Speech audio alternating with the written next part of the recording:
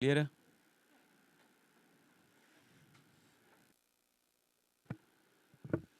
नमस्कार, UV news में आपका स्वागत है। मैं हूँ राजकुमार। आज बात करेंगे हम एशिया के सबसे बड़े कोर्ट में आए हैं, जो उसको 30 हज़ारी कहा जाता है। और सारी हिंदुस्तान को भी इस बातों का पता है कि दिल्ली का सबसे पुराना कोर्ट है।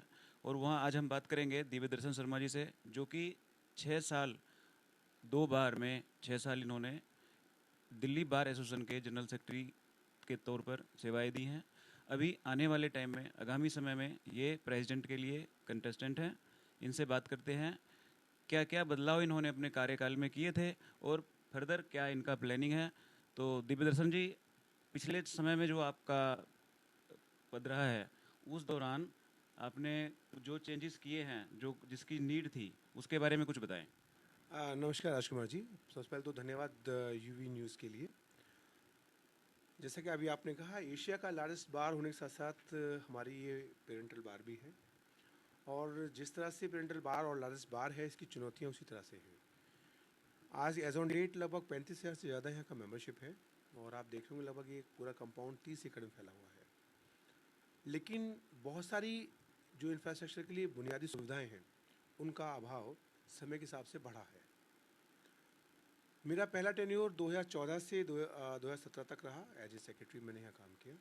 2014 से 17 के दौरान कोई ऐसा मेजर फैक्ट बताएं जो कि बहुत बड़ा काम हुआ हो कोर्ट के लिए, और 30 हज़ारी के लिए खास करके, जैसे कि पुराना कोर्ट है आपने कहा है। 2014 में जब हम लोगों ने यहाँ पर अपना कार्यभार संभाला, तो सबसे बड़ा चैलेंज था यहाँ पर कि जो हमारा जुडिक्शन था, वैक्यूम जुडिक्शन, वो बहुत कम था। हमारे लिए सिर्फ 20 लाख तक का जो प्रॉपर्टी मैटर्स हैं, उनको सिर्फ हम देख सकते थे। जबकि full bench Delhi high court ने उसको 2 करोड़ का ऑलरेडी पास किया हुआ था। तो उस पर हमारा एक पूरा एक एजिटेशन हुआ, और वो 2 करोड़ का हम जुडिक्शन उस समय ला पाए। तो उससे ये है कि जो पेंडेंसी थी और जो लिटिगेशन डिस्ट्रिक्ट कोर्ट में होना चाहिए था, वो हमारे वकील भाई को ज़्यादा काम मिला, और वो हमारे हाई कोर्ट से वो लिटिगेशन डिस्ट्रिक्ट कोर्ट में आया। और आज भी मैं कहता हूँ ये नाकाफ़ी है, क्योंकि जितने भी नियर बाई स्टेट हैं, चाहे वो यूपी जैसे आप देखते हैं नियर बाई है इसका, वहाँ अनलिमिटेड जुडिक्शन है। यानी आपका प्रॉपर्टी की कोई भी वैल्यू है, आप अपना वो केस डिस्ट्रिक्ट कोर्ट लेवल पे फाइल कर सकते हैं, या रिकवरी का कोई मैटर है, आप ये फाइल कर सकते हैं।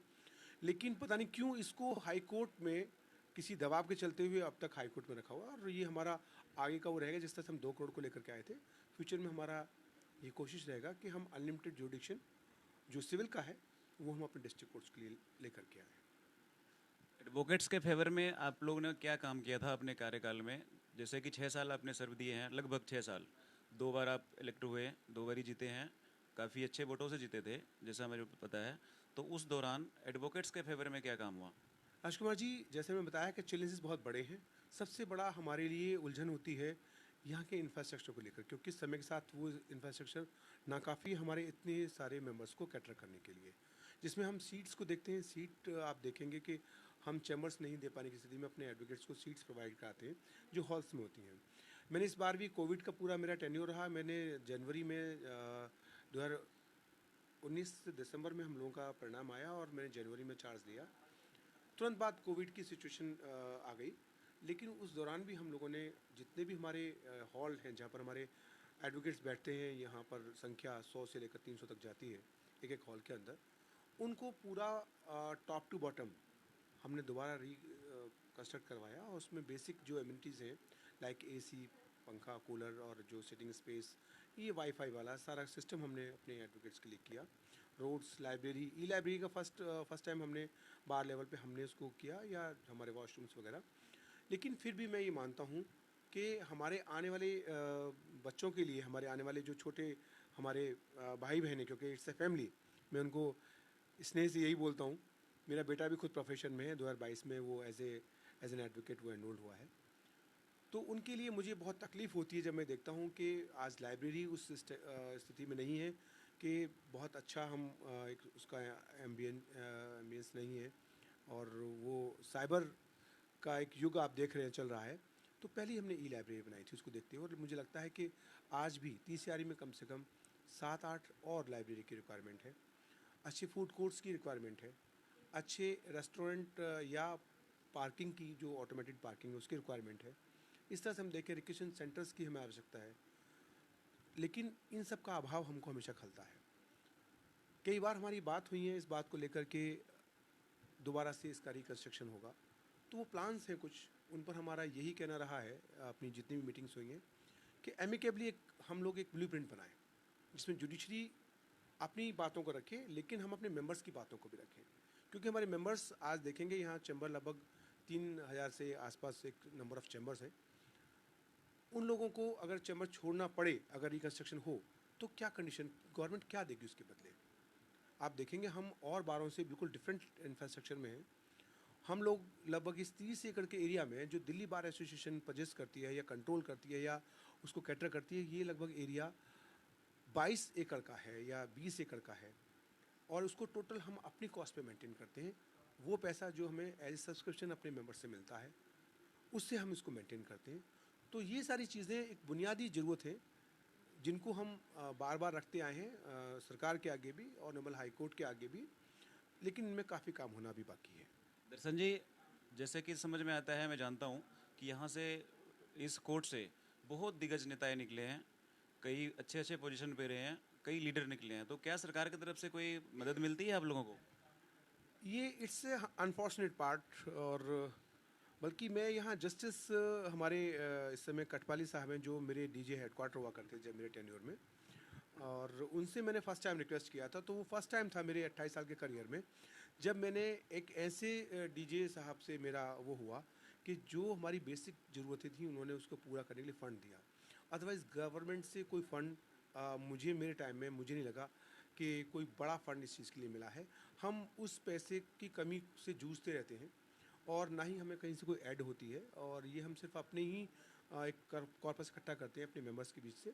उससे हम अपना सारा library, canteen, cafeteria, parking, staff, office, ये सब चलाते हैं। एक मैंने पहले भी अभी खबर किया था, कुछ टाइम पहले रोहिणी कोर्ट से एक एसीपी के बेटे थे जिनकी हत्या कर दी गई थी, पेशे से एडवोकेट भी थे।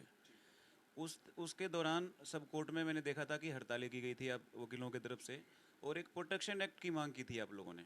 वो प्रोटेक्शन एक्ट क्या है और उस पर क्या इम्प्लीमेंट हुआ है? अभी तक सरकार की तरफ से कोई आप लोगों को ने ज्ञापन दिया सरकार को, कोई सुनवाई है या क्या है? राजकुमार जी, आपने बहुत अच्छा एक अहम मुद्दा उठाया है। प्रोटेक्शन एक्ट की डिमांड हमारे अधिवक्ताओं के द्वारा बहुत लंबे समय से चली आ रही है। आज हम कोर्ट के अंदर देखते हैं कि मैट्रिमोनियल मैटर्स में दो पार्टियां अपने झगड़े के बीच में एडवोकेट्स को ले आती हैं और हाथापाई की नौबत आ जाती है। हम लोगों की अपनी एक मर्यादा है। या आप देखते हैं कि जब हम किसी मैटर में डिफेंड कर रहे हैं और वो क्रिमिनल मैटर है, तो जाहिर सी बात है कि हम एक तरफ से किसी एक्यूज़ को अपोज भी कर रहे होते हैं, तो उसका खामियाजा कभी कभी हमें रोड पे भुगतना पड़ता है। तो उसके लिए जैसे आपने देखा होगा कि मेडिकल प्रैक्टिशनर प्रोटेक्शन एक्ट आया हुआ है, उसमें डॉक्टर्स के साथ साथ उनके स्टाफ को भी उसमें प्रोटेक्शन मिला हुआ है। अभी राजस्थान में एडवोकेट प्रोटेक्शन एक्ट आया, लेकिन उस एक्ट को मैंने पढ़ा, वो बहुत ही हल्का एक्ट था।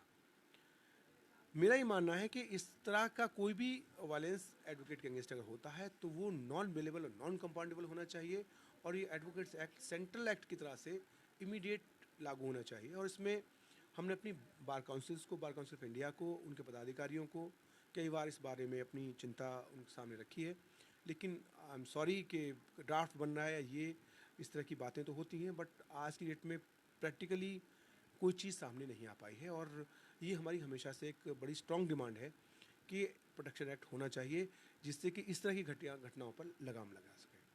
सरकार को आपने कभी कोई ज्ञापन सौंपा है पीएमओ में या कहीं, या आपके लॉ मिनिस्ट्री में, जहां आप जा सकते हैं, कहां तक पहुंचे, या कभी अप्लाई किया कुछ? देखिए, हमारे ऊपर एक बॉडी होती है जो हमारी कॉन्स्टिट्यूशनल बॉडी होती है, और या हमारी अपेक्स बॉडी होती है, वो होती है बार काउंसिल दिल्ली। उसके ऊपर है बार काउंसिल ऑफ इंडिया। हमारा representation through bar council Delhi और बार काउंसिल इंडिया ही जाता है। हम ये चीज़ें, अपनी चिंताएं उनके साथ में व्यक्त करते हैं, और वो उस चीज़ को आगे डील विद करते हैं, गवर्नमेंट से नेगोशिएट करते हैं, या कोई उस पर कानून के लिए वो मांग करते हैं। उस लेवल पर भी हमने अपनी चिंताएं वहाँ पर व्यक्त करी हैं, और अपने लेवल पर भी हमने इस तरह के रिप्रेजेंटेशन गवर्नमेंट को दिए। कुल मिला के अभी तक कोई उस पर एक्शन नहीं हुआ, कोई इम्प्लीमेंटेशन नहीं हुआ है इस एक्ट के ऊपर? अब तक कोई ऐसा समाधान जो जिसे संतुष्टि मिल सके, ऐसा कुछ भी नहीं हुआ है। बल्कि इनके साथ में हमने कई और चीज़ें भी, जैसे पेंशन स्कीम है, आप ये देखें कि हमको कोई और अगर हम एडवोकेट हैं तो किसी और हम ट्रेड एंड बिजनेस में नहीं जा सकते। लेकिन एक एज के बाद अगर हम प्रैक्टिस नहीं कर पा रहे हैं, उस कंडीशन में हमारे पास पेंशन जैसी कोई सोशल सिक्योरिटी नहीं है। डेथ केस में या इंजरी के केस में हमारे पास कोई सोशल सिक्योरिटी नहीं है। अगर केजरीवाल साहब की गवर्नमेंट ने एक झुंझुना हमको दिया था कि उसमें जो हमको इंश्योरेंस मिलेगा, लेकिन वो सिर्फ दिल्ली के ही एडवोकेट्स के लिए जो रेजिडेंट दिल्ली में है उनको, जो एनसीआर में उनको वो नहीं है। तो आज की डेट में एक एडवोकेट उन चीज़ों जब जूझता है तो उसकी बड़ी दयनीय कंडीशन हो जाती है, क्योंकि बीमार होने की कंडीशन में वो अपनी प्रैक्टिस नहीं कर पा रहा होता है, उधर से उसके मेडिकल खर्चे बढ़ने शुरू हो जाते हैं। तो इस तरह कई चीज़ें हैं कि वो प्रोटेक्शन के लिए हमें वो सब चीज़ें मिले, और ये बहुत ज़रूरी हो जाता है। साथ ही साथ मैं एक चीज़ और कहना चाहूँगा राजकुमार जी, हम लोग देखते हैं कि एक जुडिशल एकेडमी होती है जहाँ पर जुडिशल सिस्टम को अपग्रेड किया जाता है, अपडेट किया जाता है, लेकिन एडवोकेट्स के लिए इस तरह की कोई भी व्यवस्था गवर्नमेंट के पॉइंट पर उनके द्वारा हमारी नहीं की जाती। जबकि मुझे लगता है कि ये व्यवस्था होनी चाहिए, जिससे हम अपने नए आने वाले जो एडवोकेट्स हैं उनको हर लॉ से, हर चीज़ों से अपडेट कर सकें। ये प्रोटेक्शन एक्ट है क्या, थोड़ा उसके बारे में बताएं, और इससे क्या फ़ायदा होने वाला है? प्रोटेक्शन एक्ट बेसिकली मैं आपको ये बताना चाहूँगा कि जब कोई भी ऐसा अटेम्प्ट किसी एडवोकेट पर होता है जो उसके प्रोफेशन से रिलेटेड, अगर वो अपनी किसी ड्यूटी को डिस्चार्ज कर रहा है और उस बात से अनॉयड होकर के कोई भी क्रिमिनल फोर्स या कोई व्यक्ति उस पर अटेम्प्ट करता है जिससे उसकी जान को खतरा होता है, उससे बचने के लिए उस कंडीशन में उसकी प्रोटेक्शन, एडवोकेट की प्रोटेक्शन के लिए लीगली वो ज़्यादा इन्फोर्स करा सके किसी एक्ट को, स्पेशल एक्ट बने उसके लिए। जैसे आपने देखा होगा बहुत घटनाएं होती थी कि कहीं पर कोई डॉक्टर के क्लिनिक में कोई मिस हैपनिंग हो गई जो इंटेंशनली नहीं होती, लेकिन डॉक्टर का क्लिनिक तोड़ दिया गया, उसके साथ मारपीट अभद्रता हुई।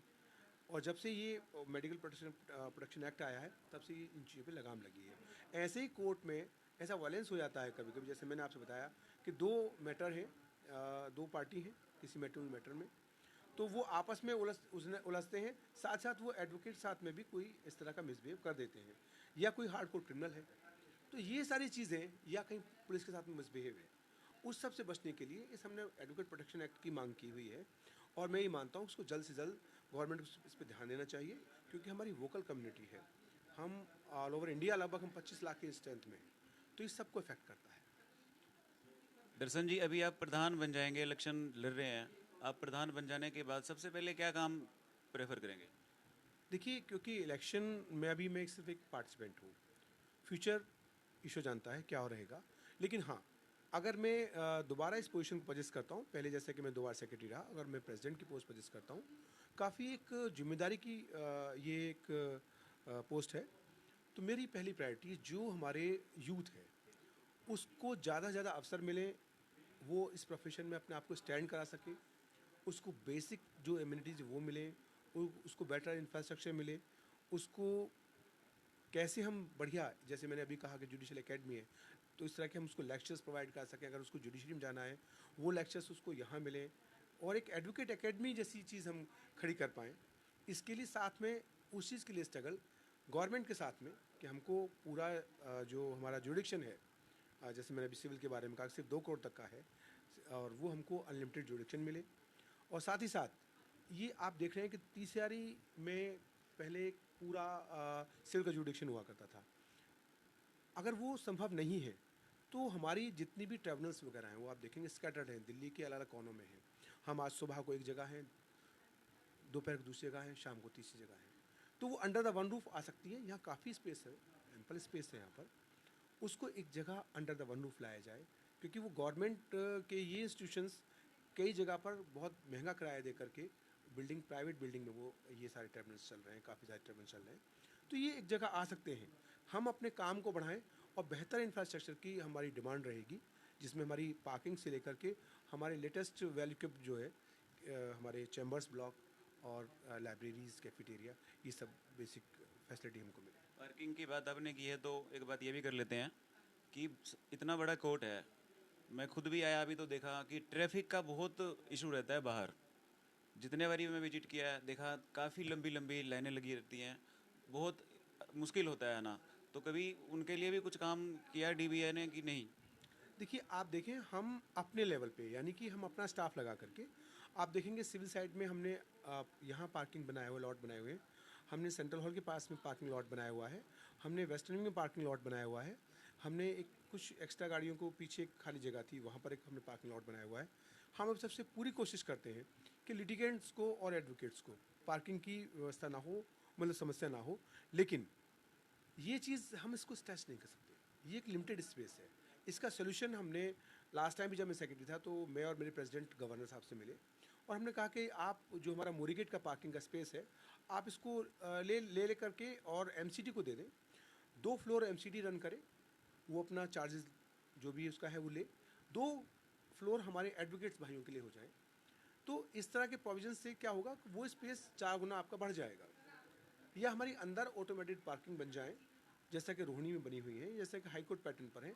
लेकिन मैं वही कह रहा हूँ, ये अनफॉर्चुनेट पार्ट है कि दोहरा एक व्यवहार एक गवर्नमेंट का हमारे साथ रहता है। जुडिशरी और उस जुडिशल सेटअप पर करोड़ों रुपया खर्च किया जा रहा है आज की डेट में। आप देखेंगे उनके रूम्स, आप देखें एसी रूम्स हैं, उनकी लाइब्रेरी है, उनके लिए कैफेटेरिया है, उनके लिए जिम है, लेकिन एडवोकेट्स के लिए बेसिक से बेसिक फैसिलिटी भी हम लोग उसके लिए फाइट कर रहे हैं। तो ये रवैया मुझे लगता है सौतेला व्यवहार ये ठीक नहीं है गवर्नमेंट का। अभी लॉ के स्टूडेंट्स जो हैं उसमें मेरे को लगता है कि काफ़ी बढ़ोतरी हुई है पिछले दिनों के मुताबिक, तो उनके लिए कुछ आप मैसेज देना चाहेंगे और कितनी बढ़ोतरी हुई है, आपको क्या लगता है? देखिए, पहले जब मैंने प्रोफेशन ज्वाइन किया था 96 में, हम लॉ ग्रेजुएट या एडवोकेट बाय चांस इस तरह से, आज बहुत खुशी की बात है कि इस प्रोफेशन को एक करियर ओरिएंटेड होकर के एक प्लान करके लोग इसको अपना रहे हैं और बहुत अच्छा हमारा जो यूथ है वो आ रहा है और बहुत ग्रूम्ड वो लोग आ रहे हैं। तो मैं सिर्फ उनको यही कहूँगा कि इसमें बहुत संभावनाएं, क्योंकि आज मल्टीनेशनल कंपनी से लेकर किसी भी कंपनी को अगर आप देखते हैं तो वहाँ पर बहुत ज़्यादा स्कोप है इस चीज़ के लिए कि वो अपना करियर उसमें ग्रूम कर सकें। लीगल एडवाइज़र है, अब कोर्ट में सिर्फ आप देखते हैं पहले सिर्फ केवल एक ही ऑप्शन होता था, सरकारी वकील। आज हमारे पास एम्पैनलमेंट है, डीएलएसए है, मीडिएशन है, आर्बिट्रेशन है, तो बहुत सारे स्कोप्स हैं जिसमें आज हम देखते हैं कि बहुत ब्राइट फ्यूचर है हमारे यूथ के लिए। और जुडिशरी, मैंने बताया कि जब मैंने प्रोफेशन ज्वाइन किया तो ऑल ओवर दिल्ली में हमारे डीए साहब सिर्फ एक ही हुआ करते थे, आज 11 डिस्ट्रिक्ट हैं। सीएमएम साहब हमारे एक हुआ करते थे, आज 11 सीएमएम हैं। तो यहाँ एक बहुत चांस बढ़ा है। और सबसे अच्छी बात यह है, गर्ल्स जो 10% हुआ करती थी, आज तकरीबन 30% के आसपास उनका रेशो, उनकी भागीदारी आई है। तो ये भी वुमेन एम्पावरमेंट का एक बहुत अच्छा उदाहरण है और मैं ये मानता हूँ कि ज़्यादा से ज़्यादा वो लोग आएँ और हम उनको एक बेहतर कंफर्टेबल एनवायरनमेंट हम उनको दे पाएँ, ये भी हमारा प्रयास रहता है। धन्यवाद दीपदर्शन शर्मा जी, अच्छा लगा आपसे बात करके। काफ़ी मुद्दे हैं आपके पास और आप उस पर काम भी करते रहें, पहले भी आगे भी करेंगे। शुक्रिया।